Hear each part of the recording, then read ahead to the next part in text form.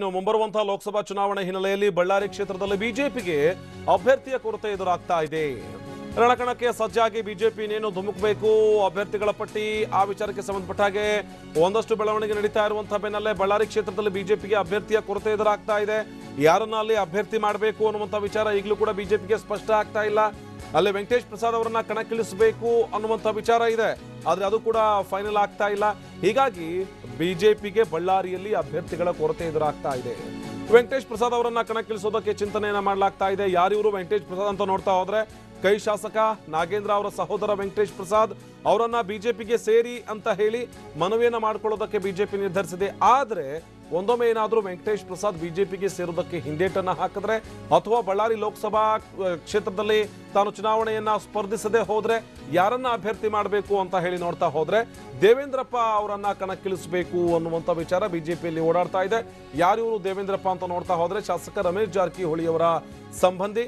ಈ ಕಾರಣಕ್ಕಾಗಿ ಬಳ್ಳಾರಿಯಲ್ಲಿ ಅಭ್ಯರ್ಥಿಯ ಕೊರತೆಯಂತೂ ಬಿಜೆಪಿಗೆ ಕಾಡ್ತಾ ಇದೆ. ಮೊನ್ನೆ ನಡೆದಂತಹ ಲೋಕಸಭೆ ಉಪಚುನಾವಣೆಯಲ್ಲಿ ಬಿಜೆಪಿಯಲ್ಲಿ ಸೋಲನ್ನ ಅಪ್ಪಿತ್ತು.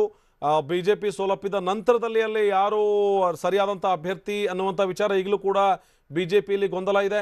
ಅಭ್ಯರ್ಥಿ ಇಲ್ಲದೇ ಇರೋ ಕಾರಣಕ್ಕಾಗಿ ಅಥವಾ ಸಮರ್ಥ ಅಭ್ಯರ್ಥಿ ಇಲ್ಲದೇ ಇರೋ ಕಾರಣಕ್ಕಾಗಿ ಬಿಜೆಪಿ ಸದ್ಯ ಅಭ್ಯರ್ಥಿಗಳ ಹುಡುಕಾಟಕ್ಕೆ ಓಡಾಡ್ತಾ ಇದೆ. ಇದೇ ವಿಚಾರಕ್ಕೆ ಸಂಬಂಧಪಟ್ಟ ಹಾಗೆ ನಮ್ಮ ಪ್ರತಿನಿಧಿ ಬಸವರಾಜ್ ದೂರವಾಣಿ ಸಂಪರ್ಕದಲ್ಲಿ ಜೊತೆಗಿದ್ದಾರೆ. ಬಸವರಾಜ್, ಒಂದು ವಿಚಾರವನ್ನು ನೋಡ್ತಾ ಹೋಗ್ತಾ ಇದ್ವಿ. ಬಳ್ಳಾರಿ ಅಂದ್ರೆ ಬಿಜೆಪಿ ಅಥವಾ ಬಿಜೆಪಿ ಅಂದ್ರೆ ಬಳ್ಳಾರಿ, ಅಷ್ಟರ ಮಟ್ಟಿಗೆ ಬಿಜೆಪಿಯಲ್ಲಿ ಭದ್ರ ನೆಲೆಯನ್ನ ಊರುವಂತಹ ನಿಟ್ಟಿನಲ್ಲಿ ಒಂದಷ್ಟು ಕೆಲಸಗಳು ನಡೀತಾ ಇತ್ತು. ಆದ್ರೆ ಕಳೆದ ಲೋಕಸಭೆ ಉಪಚುನಾವಣೆಯಲ್ಲಿ ಸೋಲನ್ನಪ್ಪಿದ ನಂತರದಲ್ಲಿ ಬಿಜೆಪಿಗೆ ಸದ್ಯ ಅಭ್ಯರ್ಥಿಗಳೇ ಸಿಗ್ತಾ ಇಲ್ಲ ಅನ್ನುವಂಥ ಮಾತಿದೆ. ಯಾರಾಗ್ಬೋದು ಅಭ್ಯರ್ಥಿ ಬಸವರಾಜ್?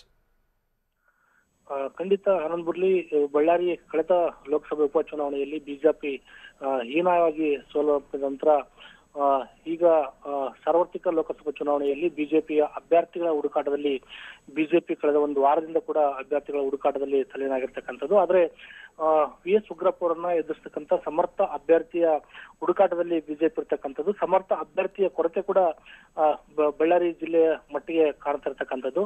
ಯಾಕಂತಂದ್ರೆ ಈಗಾಗಲೇ ಕಳೆದ ಉಪಚುನಾವಣೆಯಲ್ಲಿ ಜಯಶಾಂತ ಸೋಲನ್ನಪ್ಪಿರ್ತಕ್ಕಂಥದ್ದು. ಜೊತೆಗೆ ಸ್ಥಳೀಯ ವಿಧಾನಸಭೆ ಚುನಾವಣೆಯಲ್ಲೂ ಕೂಡ ಸುರೇಶ್ ಬಾಬು ಆಗಿರ್ಬೋದು, ಫಕೀರಪ್ಪ ಕೂಡ ಸೋಲನ್ನಪ್ಪಿರ್ತಕ್ಕಂಥದ್ದು. ಆದ್ರೆ ಮತ್ತೆ ಶ್ರೀರಾಮುಲು ಕೂಡ ಜಿಲ್ಲೆಯನ್ನು ಬಿಟ್ಟು ಬೇರೆ ಕಡೆ ವಿಧಾನಸಭಾ ಕ್ಷೇತ್ರಕ್ಕೆ ಸ್ಪರ್ಧೆ ಮಾಡಿರ್ತಕ್ಕಂಥ ಎಲ್ಲವನ್ನ ನೋಡಿದ್ರೆ ಬಿಜೆಪಿಗೆ ಇಲ್ಲಿ ಸಮರ್ಥ ಅಭ್ಯರ್ಥಿ ಸಿಗ್ತಾ ಇಲ್ಲ ಅನ್ನೋ ಮಾಹಿತಿ ಕೂಡ ಸಿಗ್ತಾ ಇದೆ. ಈ ನಿಟ್ಟಿನಲ್ಲಿ ಸಮರ್ಥ ಅಭ್ಯರ್ಥಿಯನ್ನ ಹುಡುಕಾಡ್ಲಿಕ್ಕೆ ಬಿಜೆಪಿ ಕಳೆದ ಹಲವು ದಿನಗಳಿಂದ ಕೂಡ ಜಿಲ್ಲಾ ಮುಖಂಡರ ಜೊತೆ ಕೂಡ ರಾಜ್ಯ ಬಿಜೆಪಿಯ ನಾಯಕರು ಕೂಡ ಚರ್ಚೆ ಮಾಡ್ತಾ ಇದೆ. ಅದರಲ್ಲಿ ಎರಡು ಹೆಸರುಗಳು ಪ್ರಮುಖವಾಗಿ ಕೇಳಿ ಬರ್ತಿರತಕ್ಕಂಥದ್ದು. ಒಂದು ಹರಪನಹಳ್ಳಿ ತಾಲೂಕಿನ ಅರಸೀಕೆರೆ ದೇವೇಂದ್ರಪ್ಪ ಏನಾದ್ರೆ ಇವರ ಹೆಸರು ಕೂಡ ಪ್ರಮುಖವಾಗಿ ಚಾಲ್ತಿಯಲ್ಲಿ ಇರ್ತಕ್ಕಂಥದ್ದು. ಇವರು ಕೂಡ ಶಾಸಕ ರಮೇಶ್ ಜಾರಕಿಹೊಳಿ ಅವರ ಸಂಬಂಧ ಆಗಿರ್ತಕ್ಕಂಥದ್ದು. ಮತ್ತೊಂದೆಡೆ ಶಾಸಕ ನಾಗೇಂದ್ರ ಅವರ ಸಹೋದರ ವೆಂಕಟೇಶ್ ಪ್ರಸಾದ್ ಕೂಡ ಬಿಜೆಪಿ ಅವರು ಸ್ಪರ್ಧೆ ಮಾಡಿ.